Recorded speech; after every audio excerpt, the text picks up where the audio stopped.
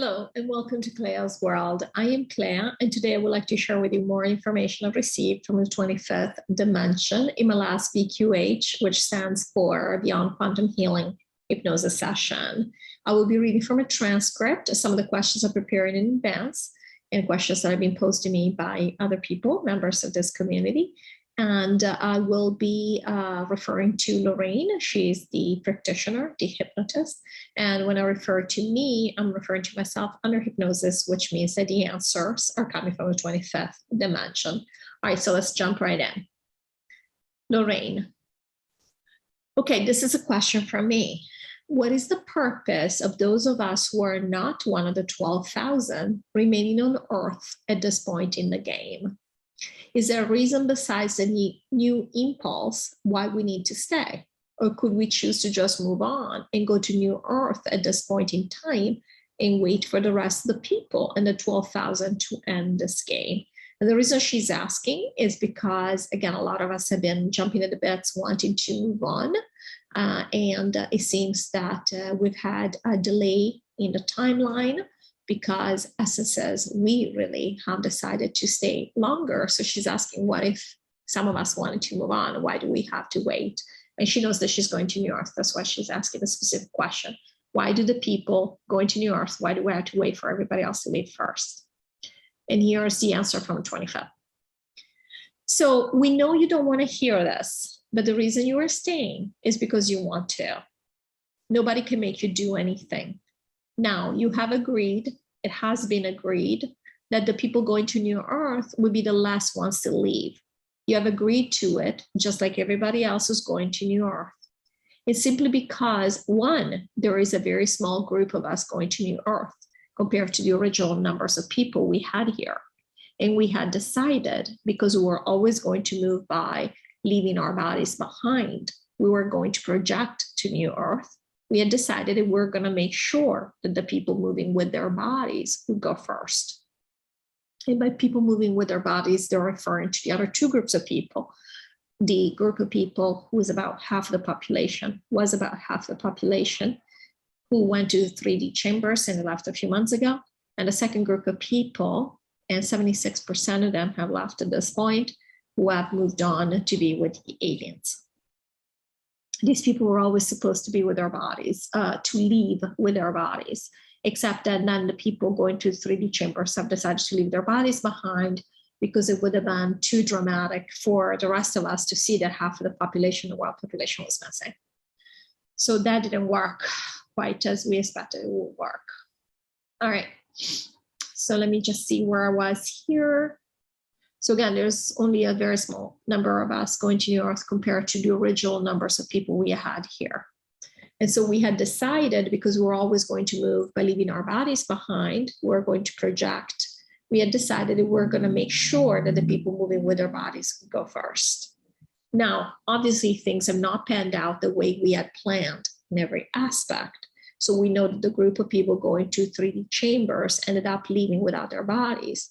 And then now part of the people going with the aliens have also left their bodies behind. But basically the original plan did have different phases happening. And we, as people going to New Earth, have decided to wait for other people. Now, I know we are realizing now that we are so ready to move on, or at least until very recently. Because again, now we all seem very interested in seeing, this new twist in the story. But yes, we had chosen this. So again, nobody has asked us to do this a certain way. And not only, we do want to go to New Earth kind of at the same time. We don't want to get there, 3 of us are there, and then there's another group that goes there, and so on and so forth. We are starting, basically, we're starting this new planet. Not starting, it's been there for a long time in terms of Earth years, but we are starting this new adventure together. We kind of do want to start it together. We don't want to go there in phases.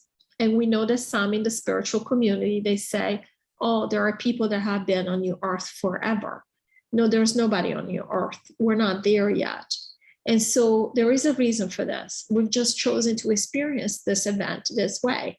And really, well, we understand that from a 3D perspective, every hour counts, every day counts. There are people really jumping at the bits to be gone. We understand that. Clea is one of these people. They were laughing. The fact is that from an essence perspective, this is nothing. So what if we had to wait, a few more months? It really makes no difference to the essence. The essence will do what it feels like doing. And again, now it feels like watching how some of this develops, because it's kind of fun for the first time in a very long time. Actually, the essence is having a little bit of fun here and saying, oh, wow, well, now this is interesting. And so we're going along with it. I mean, we're going to go to New Earth. It's not like it's going anywhere. So we might, that's what we mean. So even though one person might feel like, I really just want to go yesterday, that's not, again, we have chosen. At the end of the day, we've decided we all want to go together. Lorrayne, I do have to say the events of the last week, since the new impulse was introduced, have been quite interesting, and it will be fun to see how they play out. Thank you for your answer. Okay, question from Connie Flint. What does it mean to have a gold aura, and how do you earn it? Do different color auras mean different things? And is there a hierarchy to the colors, as in showing us we have achieved different levels of understanding in our lives? Or is aura the same color all the time, and that's just our color? Me. So we understand that on this planet, we have wanted, because of us playing this game of separation, we have wanted to feel special. We have wanted to feel like through our goodness or our good performance or good behavior, we have achieved something that others might have not achieved. Again, we're playing the individualistic game. We're playing the judgment game. We're playing the separation game. There is absolutely no judgment to any of this. We already know how the game is played, and we already know we're all one, truly. And so it really doesn't matter. This is something that we pretend to do. So all these concepts that stem around, oh, you are special because fill in the blanks, because I could see that you're different from others, because you have this gold aura, or you're different from others because you were on this planet. You've never really been on planet Earth. It's your first time, as in you're better than others because the people on planet Earth are such losers, and they were laughing really hard here. We see this, we hear this. Everybody wants to feel whatever their experience is because it's better than, as in it's better than something else. This is a jargon that we use in the United States, so I don't know how it translates. We say, oh, you're better than. Okay. Again, there is no judgment. This is part of the game we're playing, the vibration we have to use. So absolutely, that's why we're laughing, because we are so ingenious. We are so creative. So truly, though, does it make a difference which your aura color is? No, it doesn't. It's really your field of energy. When you think of your field of energy, if you really want to truly think about the fact that your energy, when we talk about auras, that's what we're talking about. Your energy doesn't even stop where you think it stops. So I see your aura, and it's right here. It's 1 meter outside of your body. Is it? Our energy is indivisible. Our energy expands to everything, from the 25th to the last alien in the multiverse. It's all us. It's us. Sorry, guys. Tommy loves crashing these videos. So it's all us. It's all our aura, if you want to think of it that way. And they were laughing. We are all one.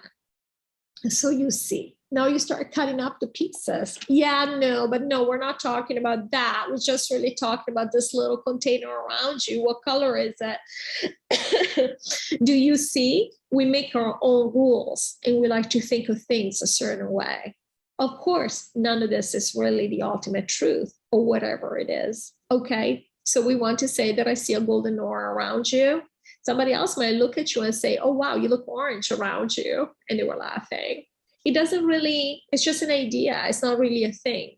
Now, are we made of energy? Yes. Does energy have colors? We already explained. When we showed Clea how we've created the matrix, we showed her these sheets of sound. They were multicolored. They have many, many colors in them.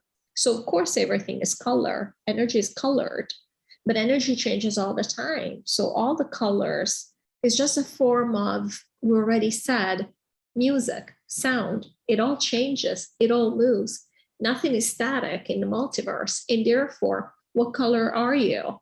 Like, you change. So now we are to assume that the aura is your energy and that your energy is static and the same at all times. You see, that doesn't work. Or because I had a particular breakthrough on Tuesday, starting Wednesday, my aura changed color. Do you see how we're trying to fit a square peg in a round hole? There is no such thing. Everybody can look at you. The people that allow themselves to tell themselves that they can see auras, we've already spoken about auras. There are people that want to believe that they see them. And so they see them because whatever you want to believe, that's what you will see reflected in your reality. So one person that sees auras might see it as being golden. And another person who sees auras might look at you and say, you have a gorgeous white aura, and only the most accomplished people on this planet have a white aura. Now, not to take anything away from you. You may be an extremely accomplished person, a person of the light, a person who has gone through many breakthroughs, meditates every day, whatever it is that you think needs to be done for you to be acceptable. You know, we all have our own expectations of ourselves, and that's fine. This is not a prize that you get because the person says, oh, I see you have a blue aura or a white aura. You will experience what you want to experience. If it is important to you to experience that there is an external factor that proves to you that you have bypassed certain obstacles, you have had certain breakthroughs, great. If this works for you, makes you feel good, makes you feel like you're going in the right direction, because this is really what it is about. We've discussed this before. It's about the signals you're sending yourself. You're leaving clues for yourself. You manifested this person telling you that you have a gold aura, because to you, this means something. It might mean nothing to somebody else. You say to somebody else, you have a gold aura, and they're like, what's wrong with you? Are you crazy? What are you talking about? Right? And they were laughing. But to this person, to Connie, this means something, and this is wonderful. So the question is, why would you leave yourself this clue? What are you trying? What is the next experience you want to experience? This is important. This is how we become conscious of what we're trying to do, what our higher self wants us to experience. So this is very important. And absolutely, again, no judgment in any of this. We all leave clues for ourselves in the way that we know we are going to be receptive to them. And so I would definitely recommend exploring this for her.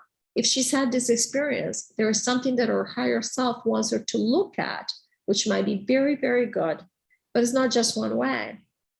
The way is what she decides the way is. It's not about the other person telling her, so here you have a gold aura, which means XYZ. Does it mean XYZ?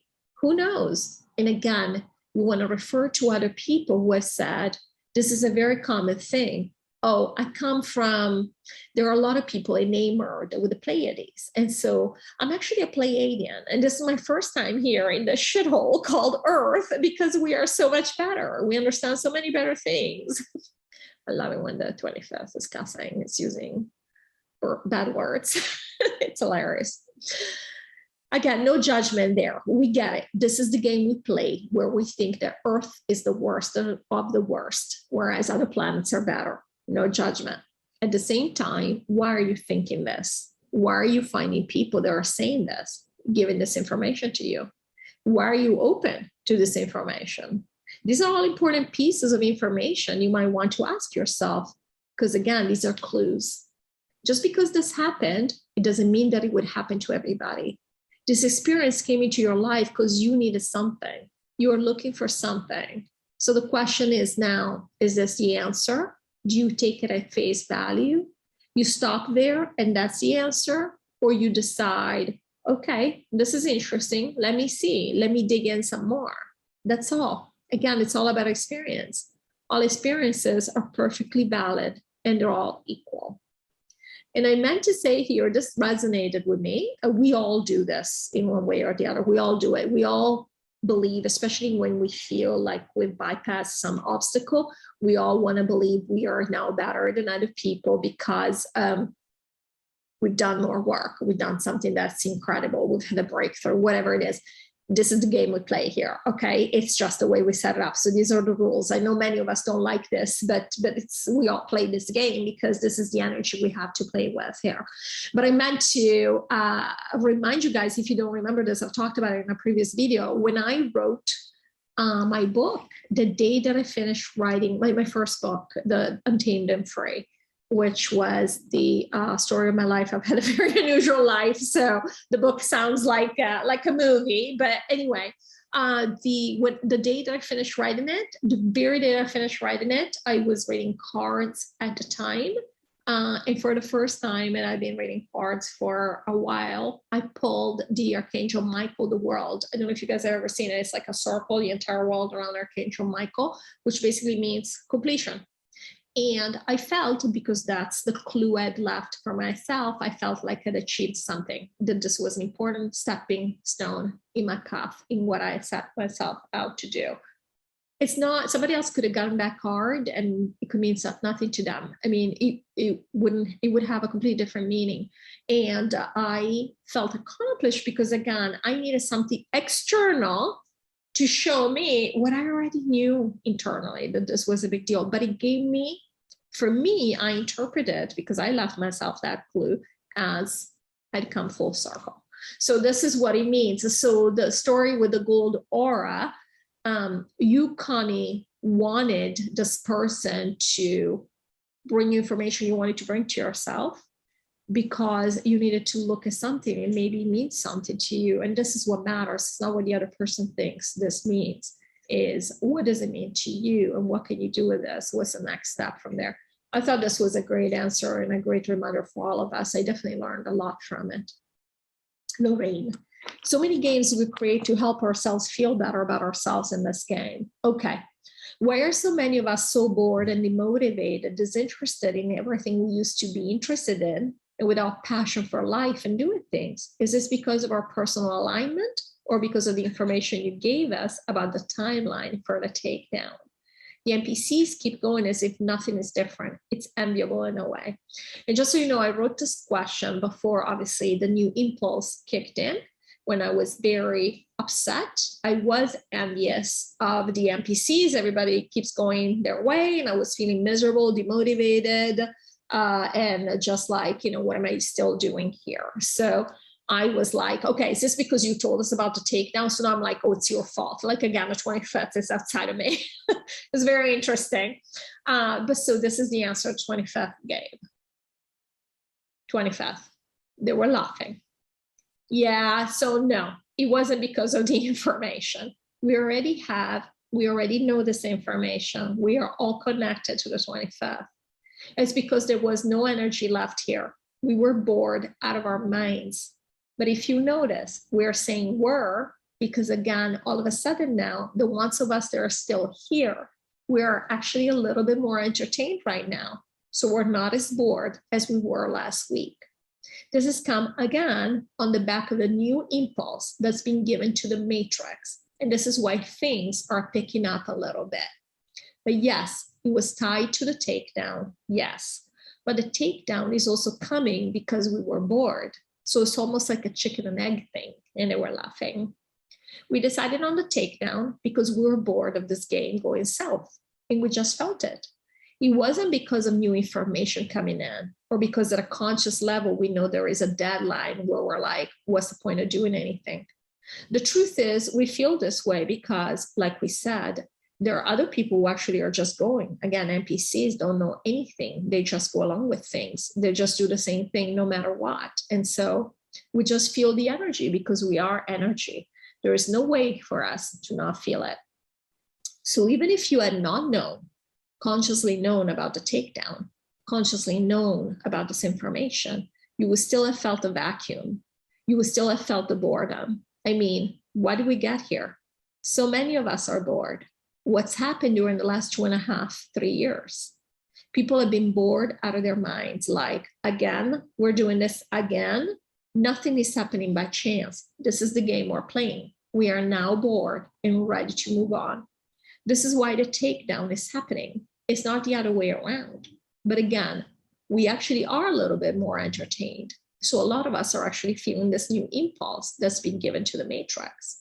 A lot of us are actually more curious about 3D and focusing back on 3D more recently. Lorrayne, thank you. Okay, Hillary posted a video showing trees moving themselves, all about. And it appeared that they were moving to a new location. Is this true?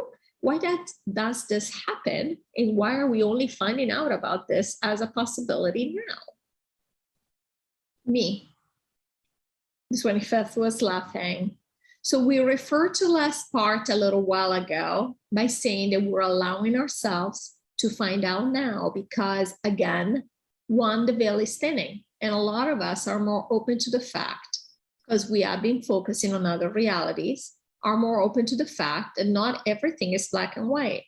We've always wanted to believe that everything was so solid here. It only works one way. It's all black or white, and that's it. And now we're realizing there are a million shades of gray in the middle, and they were laughing here. And so, yeah, can trees move around? Yes, of course they can. We've even talked about events, and they're referring to the Mandela effect here. We've even talked about events. There are parts of the population who don't believe certain events have happened, or they believe they have happened. The other part of the population says, no, it didn't happen this way. And they're both right, because we create our own reality. So can trees move around? Absolutely. And why do they move around? Because they don't like where they're at. Why couldn't they move around? We've always pretended. We wanted to believe, oh no, it's a tree. And if it's a tree, it's going to stay right there. And of course, they do play the game with us, right? When they incarnate here in a tree, they basically have an understanding they're just going to stand there forever and ever and ever for hundreds of years. But the truth is, every once in a while, an essence changes its mind. We know all about this, don't we? And they were laughing. The essence is always free. Now, we may have even seen some of these things, but we blank them out because we have said before, we only see what we allow ourselves to see. We have said before, the matrix, what we consider the matrix, the black and white way of playing the game, breaks down in front of our eyes all the time. Glitches are so common that nothing would hold together. It's almost like when you think of light alternating current. You think you're seeing light, but is the light actually there? Half of the time it's not there, but you don't allow yourself to see that. You allow yourself to see light. Here's the light, it's on. And we know it doesn't work that way, but we only see it as being on. We don't see it as flickering. In and out, in and out, in and out. We don't. And it's the same thing with everything around us. We only see what we want to see. A very clear example right now. There are people who see the spaceships, and there are others who are looking at the same sky who see nothing. Why is that? So we do want to bring home once and for all this fact that we only see what we want to see. So all these things, when we finally see them, is because they were always there. It's because we have now decided it's okay for us to see them, okay? We also choose the way that it's presented to us, so it is acceptable.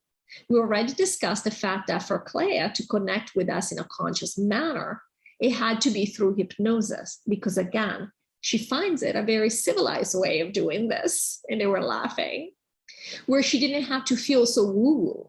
Now she doesn't need this anymore. And now she does it because she likes it. She likes hanging out in this particular manner, but she doesn't have to connect this way. Same thing as with anything, really. There are people that don't need any filters. So when it comes to spaceships, they just see them. But some others of us are okay seeing them in a picture taken by those guys. But we don't want to see them right above us. We don't want to see them in our sky. But we're okay with a friend sending us a photo saying, oh, look what I saw. And we clearly know, oh my gosh, for sure it's a spaceship. But we don't want to see with our own eyes. The acceptable way for us to receive it and to be aware of this reality is, oh, it's a photo, then it's okay, it's happening to somebody else. So the trees, Claire would probably be freaked out if she walked outside and there was a tree walking in front of her. She would think, oh my God, I've lost my mind, or whatever she would think. But all of a sudden, Hillary sends this video of other people who have taken videos of those trees moving. And Claire is like, of course they move. Totally makes sense. Why would they not move? And this is what we talk about. One is being aware that certain things are happening. And the second thing is, how do you want to experience it? What does it take for you? What kind of form does it have to take for you to allow it into your consciousness so it doesn't freak you out? And that's what we're talking about. So yes, trees move. Of course they move. Even buildings move. And we're laughing again here. Everything moves. Nothing is static in the matrix.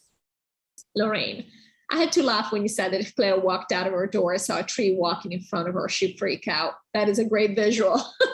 And then both Lorrayne and the 25th were laughing because, you know, I'm always a good subject of laughter, and that's okay. I have a good time too. So thank you so much for watching this. I'll see you in the next video. Take care.